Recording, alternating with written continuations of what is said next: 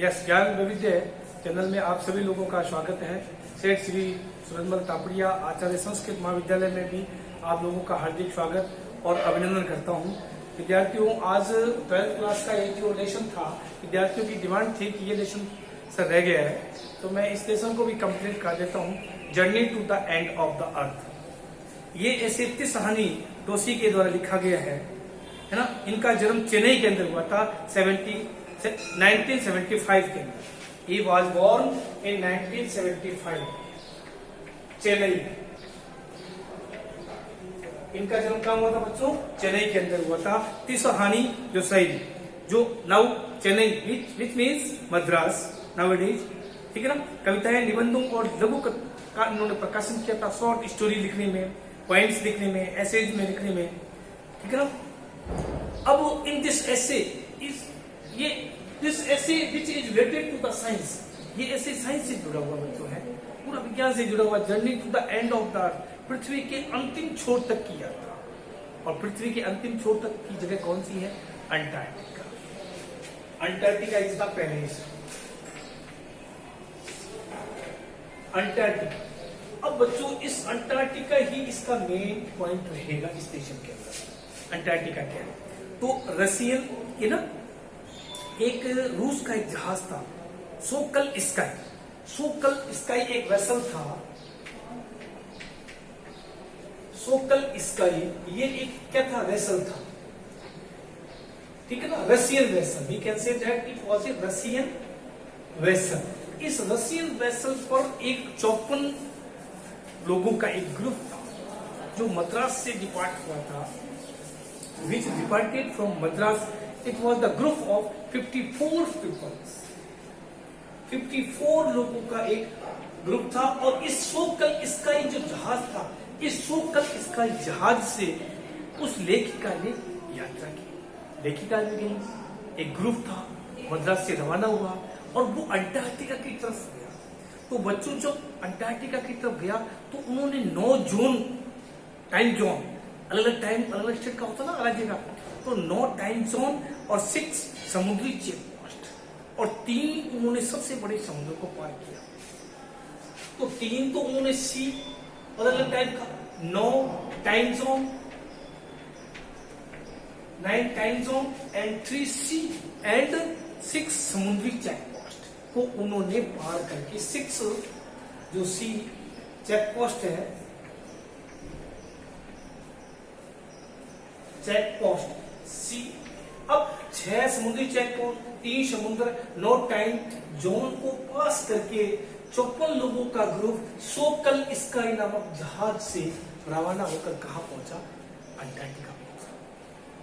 Antarctica is the coldest, driest and windiest place. The geological history है ना। If we want to study the geological, we should go to there. The glacier are smelting. There is just a brief summary which I am reading. What is the brief summary? इसकी क्या है?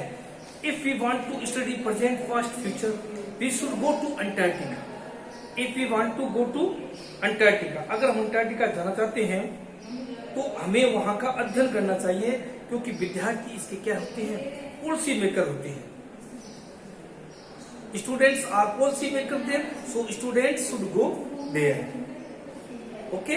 तो इसका क्या है देखिए, मैं आपको संक्षिप्त में इसकी समरी है वो रीड आउट कर रहा हूं। The story describe the author journey to the Antarctica. First line, the story describes the author's journey. The author's की क्या जर्नी है? तो जो डोसी है, किस कहानी डोसी है, वो किस कहानी डोसी क्या वर्णन करती है? The story describe the author's journey to Antarctica. Antarctica is the coldest, driest and windiest place. Antarctica is the coldest, driest and windiest place. Continent, place के दो या कंटिनेंट के दो? कंटिनेंट माने होता है द्वीप है, ठीक है। Continent, coldest, driest and windiest continent in the world. First of all, he talks about the history. First at all, the author talks about the history.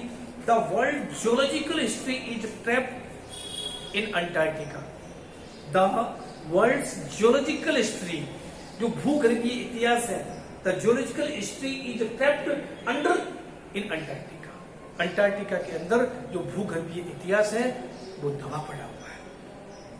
Then he discuss human impact on it or thoughts activities of the name of development of affecting ecology.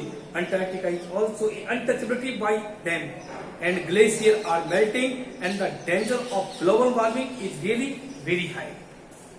जो global warming का खतरा पैदा हो रहा है बच्चों, क्योंकि पृथ्वी कितने वर्ष पुरानी है ना, बहुत वर्ष पुरानी है। और मानव का जीवन कितना वर्ष पुराना था, मानव का जीवन बताती है 12,000 वर्ष पुराना था, और पृथ्वी उससे भी ज्यादा थी।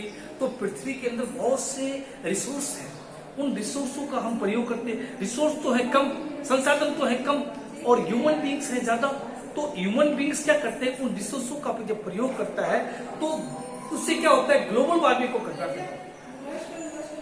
ग्लोबल वार्मिंग को खतरा होता है। तो अंटार्कटिका के अंदर जो बर्फ के वहां पर बहुत बड़े बड़े ढेर है, हिल्स है, और बर्फ के ढेर के अंदर देखकर चलकर यात्रा की, और वहां जब पहुंची तो उसने देखा अनेक प्रकार के जो वंडरफुल एनिमल्स हैं, क्योंकि उसने कहा था it is the haven of the earth. ये तो ऐसी जगह है जो स्वर्ग है वास्तव में। Every student should go there and they should also study there because the student are policy maker of them. क्योंकि विद्यार्थी क्या है, उसके पॉलिसी मेकर है, नीति के निर्माता है। तो जब विद्यार्थी वहां जाएंगे तब अंटार्कटिका का क्या करेंगे, अध्ययन करेंगे। अंटार्कटिका वेरी लॉन्ग है ना, great them long a journey to the student Antarctica can make them aware of beauty of balance in nature. It is a very useful as student are policy maker of the future.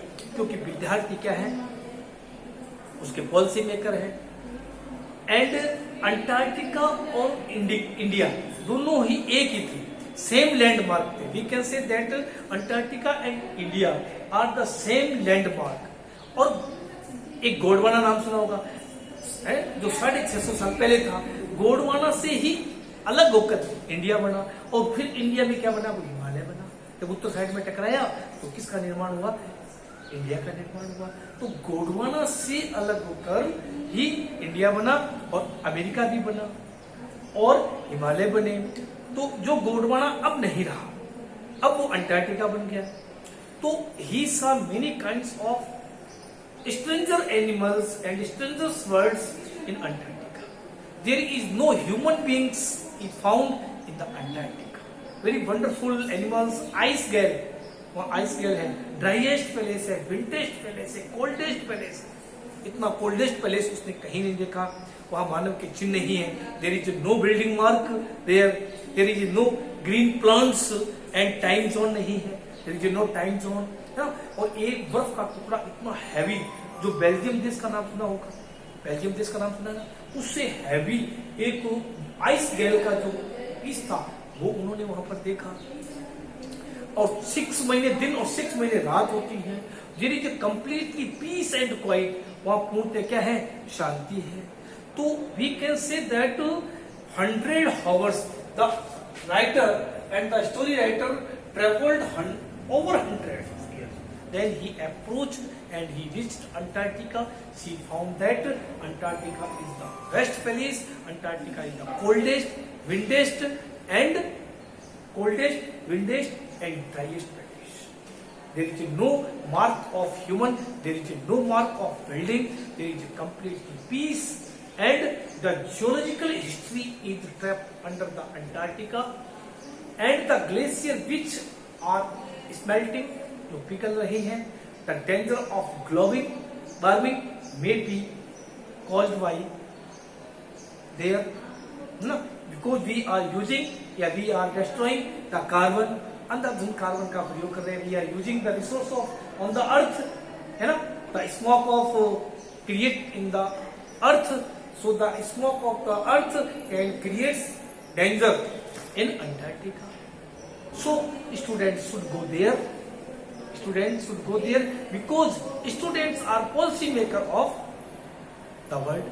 क्योंकि विद्यार्थी ही क्या है, नीति के निर्माता है, और उन विद्यार्थियों को वहां पर जाना चाहिए और क्या करना चाहिए, अध्ययन करना चाहिए।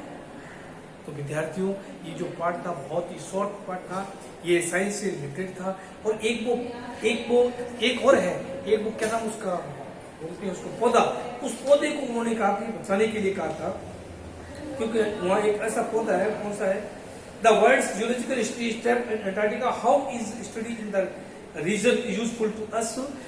अंटार्कटिका में एक पौधा था फाइटोप्लैंक्टन, सागर में सूक्ष्म घासें हैं, है ना, फाइटोप्लैंक्टन सागर की सूक्ष्म घासें हैं जो संपूर्ण दक्षिण सागर की भोजन श्रृंखला का पोषण देती है ना। तो ये जो घास है वो घास क्या करती है, शोषण कर लेती है कुछ चीजों का, जिससे वहां पर क्या है, जीवन संभव है। Otherwise no human beings, no life is possible in Antarctica. आने वाले समय के अंदर वही एक ऐसा स्थान होगा जहां पर मानव का जीवन क्या होगा, संभव होगा। इसके स्टूडेंट को वहां जाना चाहिए और वहां अध्ययन करना चाहिए। ठीक है विद्यार्थियों, इसके जो 5-7 क्वेश्चन आंसर है उसका अध्ययन कीजिएगा और नेक्स्ट वीडियो नेक्स्ट डे आपको बताऊंगा। And keep practice, keep smile. Okay bye, thank you everybody, see you again tomorrow. Okay.